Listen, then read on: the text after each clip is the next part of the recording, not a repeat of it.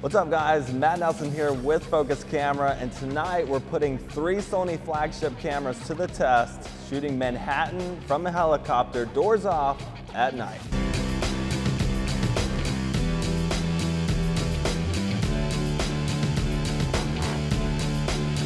Tonight we took off with our friends here at FLYNYON. FLYNYON provides professional aerial photography and videography services to the New York City area, as well as 4 major cities throughout the United States. Knowing that FLYNYON just won the 2017 Safety Award for flight and ground safety, we felt super comfortable choosing these guys for the project. Once we scheduled our flight, we hopped on the phone with our pilot Amanda and talked over what sites we wanted to shoot. We ended up choosing a flight path that started out on the west side of Manhattan, went up to Central Park, and back down the East River to Brooklyn Bridge. Then we covered the World Trade Center area, and finally we ended up at the Empire State Building. Unfortunately, at this time, there's a big no-fly zone around Trump Tower. That means we couldn't fly directly over Times Square or get too close to the Empire State Building. If you're flying on a shared flight or you have a large team, your pilot's gonna circle your subject and then switch sides so that everybody has an opportunity to shoot.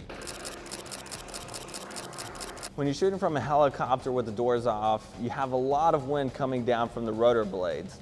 During our flight, we also had some strong crosswinds coming through the cabin. This means that we're fighting a lot of camera shake during our flight. At one point, I even had to hide behind the seat just to block enough wind to get a steady shot. Dealing with such high wind speeds, we really had to push the shutter speed on these cameras. Shooting around 1/500th of a second really darkened our image, so we had to push the ISOs up around 6400. I'm really interested to see how the images came out, so let's get back to the Mac and see how they did. Okay, so we're here in studio and I've got the images uploaded in Lightroom. Let's take a look and see how the cameras performed. All right, so I brought in 3 images from each camera, and we're starting off with the a7rii. Obviously this is a shot into Times Square, and I'm just gonna show you the before and after images of these. Here's the before and after. There's pretty bright sections, so we didn't have to push the image too far. Let's check out the Empire State Building. In the before, we lost a lot of detail here, so we were able to push it up just a little bit and bring a little bit of that back. Same for the side over here. Right, and here's our shot of Madison Square Garden. And you can see in the before and after again, though we've lost a lot of detail in these neighborhoods, now we're able to bring it back, and you can tell that here's the outlines, the edges of these buildings, but not so much in these areas over here. So this is how the a7rii performed. Basically, we're judging these cameras by their dynamic range ability. Okay, here's the a7sii, and this is the image here. Let's do before and after. Before you can't really tell this is a parking lot here or what's going on in these areas. But after, man, you're really able to tell. I'm really surprised how much we were able to bring back for this image. Next, another shot into Times Square and Madison Square Garden.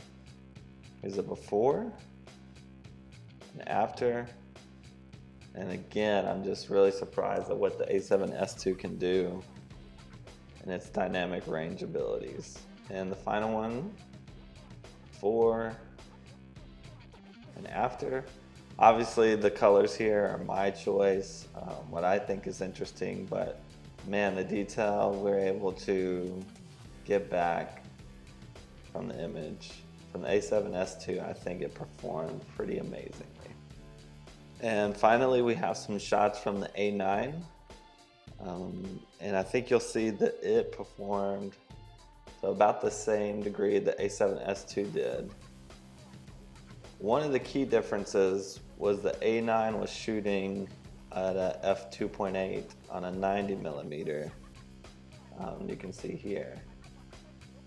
And so maybe if it was at a 1.8, it would have performed even better, but still, where it's at, And being able to bring back these details is pretty awesome. Shot straight across to the Empire State Building before and after. Before and after. One more shot with the Empire State Building before and after. In my opinion, the A9 did